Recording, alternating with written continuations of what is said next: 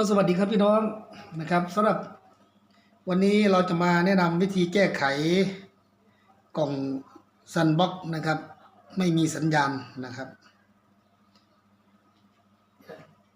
เสียบปลั๊กนะครับผมต่อไปเรียบร้อยแล้วนะครับ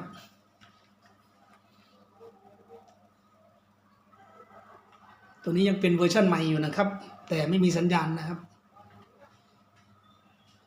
รอสักครู่นะครับ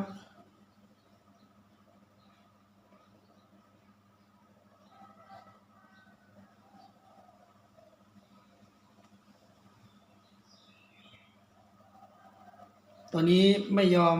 ดาวน์โหลดนะครับไม่ยอมอัปเดตซอฟต์แวร์นะครับและพี่น้องถอดปลั๊กออกนะครับ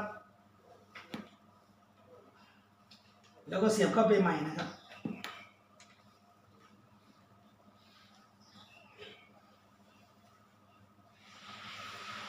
ดูว่าจะ OTA หรือเปล่านะครับ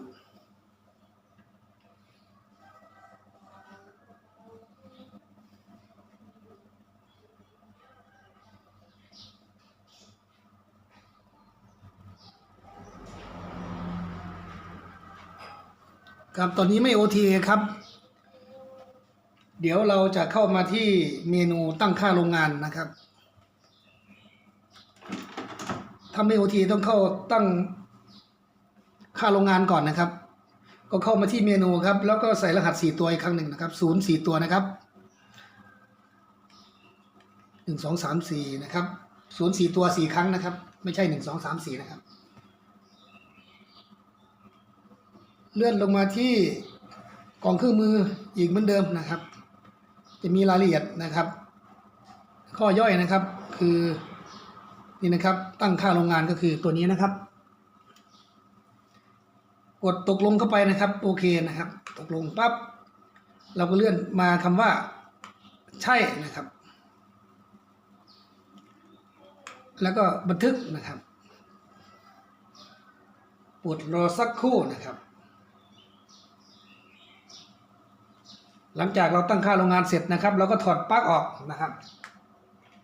ถอดปลั๊กของกล่องซันบ็อกออกนะครับแล้วก็เสียบขึ้นเข้าไปใหม่นะครับเสียบปลั๊กเข้าไปใหม่นะครับนี่แหละครับจะมีคำว่าซันบ็อกสีขาวขึ้นมานะครับเครื่องก็จะได้อัปโหลดนะครับเป็นเวอร์ชั่นใหม่ครับ 6.6.1 นะครับเป็นเวอร์ชั่นใหม่นะครับอย่าลืมนะครับต้องตั้งค่าโรงงานก่อนนะครับก่อนที่จะอัปโหลดนะครับก่อนที่จะ OTA ได้นะครับคืออัตโนมัตินะครับตัวนี้ถ้าของใครยึดยังทำไม่ได้ครับสำหรับจาน C band นะครับตัวนี้นะครับ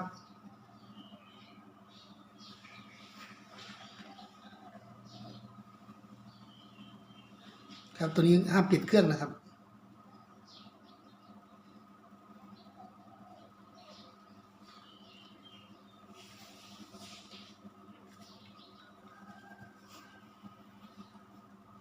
ก็มาแล้วนะครับภาพมาตามปกติแล้วนะครับตอนนี้นะครับ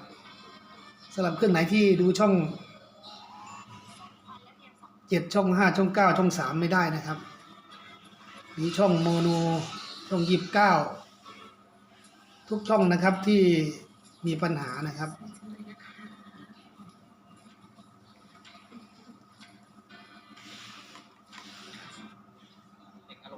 ครับเวิร์กพอยต์ก็ดูได้นะครับเดี๋ยวไปดูจานเล็กนะครับเดี๋ยวผมจะไปทำเป็นของ KU Band อีกทีหนึ่งนะครับว่าจะทำลักษณะเดียวกันหรือเปล่านะครับเดี๋ยวตามไปดูนะครับถ้าเสียบตอนแรกครับถ้ายังไม่ OTA นะครับเราต้องตั้งค่าโรงงานซะก่อนนะครับสำหรับครับตอนนี้ก็มาที่จานเล็กนะครับจาน KU Band นะครับ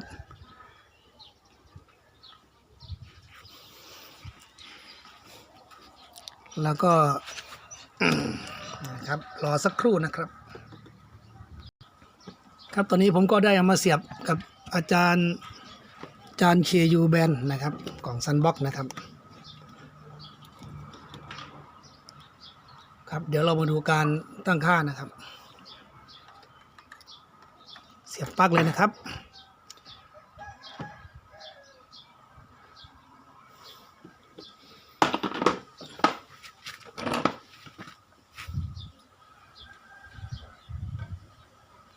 ครับตอนนี้ผมเสียบเข้าไปแล้วครับไม่มีสัญญาณนะครับเดี๋ยวจะลองตั้งค่าโรงงานนะครับถ้าไม่อัปโหลดนะครับต้องตั้งค่าโรงงานก่อนนะครับเข้าไปที่เมนูนะครับนี่เป็นจาน KU นะครับตอนแรกเป็นอาจารย์ไม่ใช่อาจารย์นะครับเป็นจาน C band นะครับเดี๋ยวเข้ารหัสผ่านนะครับ04ตัวนะครับ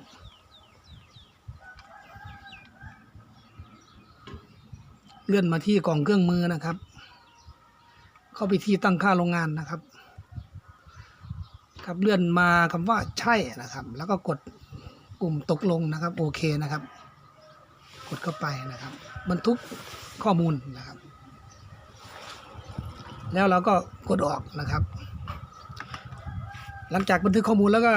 กดออกนะครับแล้วก็ถอดปลั๊กกล่องออกก่อนนะครับครับแล้วก็เสียบไม้นะครับ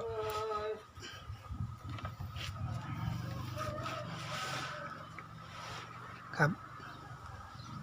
ก็โลโก้ซันบ็อกเปลี่ยนสีเป็นสีขาวนะครับ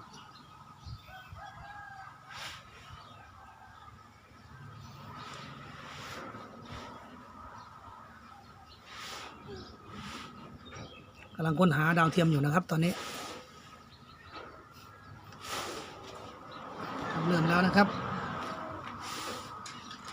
ทีง่ายๆนะครับของ Sunbox นะครับที่ไม่ยอมอัปโหลดนะครับที่ไม่ยอมดาวน์โหลด OTA นะครับทำเหมือนกันนะครับกล่อง Sunbox ไม่ว่าจะจาน C band หรือ KU band นะครับจานเล็กหรือจานใหญ่นะครับถ้าไม่อัปโหลดนะครับต้องตั้งค่าที่ตั้งค่าโรงงานก่อนนะครับสำหรับเวอร์ชัน 2.1.7 นะครับเป็นเวอร์ชันล่าสุดนะครับของกล่อง Sunbox ของ C band นะครับ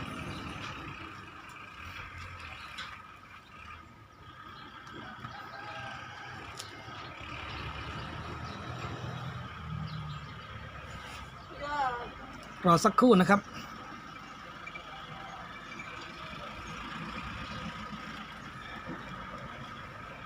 ต้องตั้งค่าโรงงานก่อนนะครับแล้วบันทึกข้อมูลแล้วก็ทำการ OTA ได้นะครับ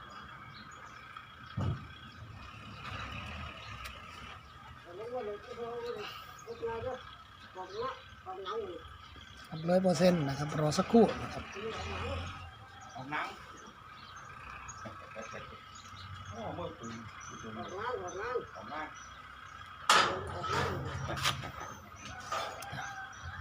มาแล้วนะครับมาแล้ว ครับของ Sunbox กับจาน KU band สันบอก